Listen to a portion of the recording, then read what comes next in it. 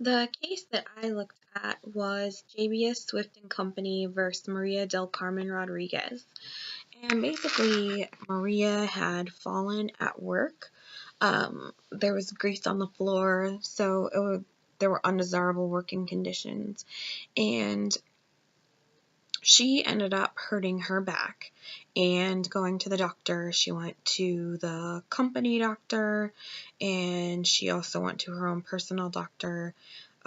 Maria also did not speak English, so she had brought her friend along to translate at some of her appointments. So 2 things just from that information that I would recommend to my company to avoid incidences such as this would be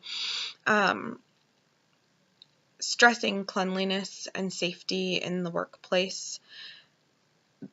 Since the floors were greasy, obviously, that's a fall hazard, it's a slip hazard.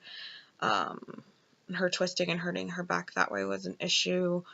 Having a translator available and to individuals that don't speak English to accompany them to their doctor's appointments. Also, maybe a company representative to go to doctor's appointments with individuals with workers' comp situations.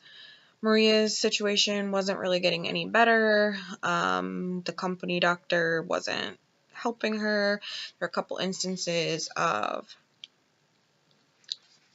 the doctor not really behaving professionally, slapping her elastic waistband, letting that snap back against her already sore back.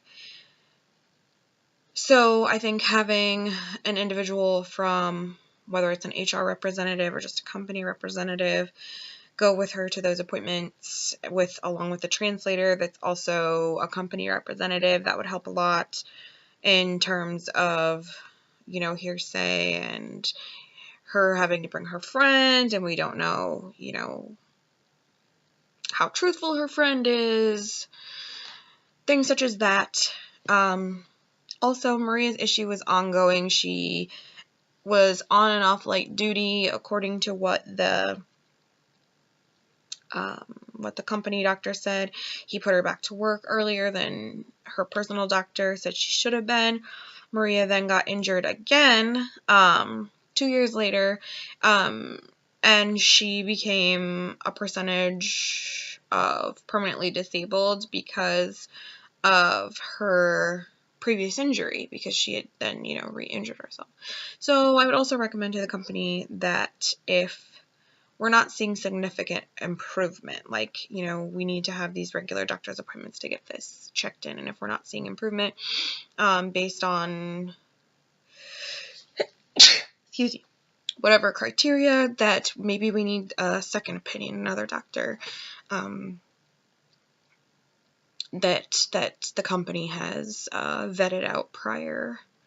So those would be my suggestions, starting with safety, the push of safety, and then really making sure we're doing what's moral and ethical, and making sure that our employees are taken care of and they're understanding what their doctors are saying to them,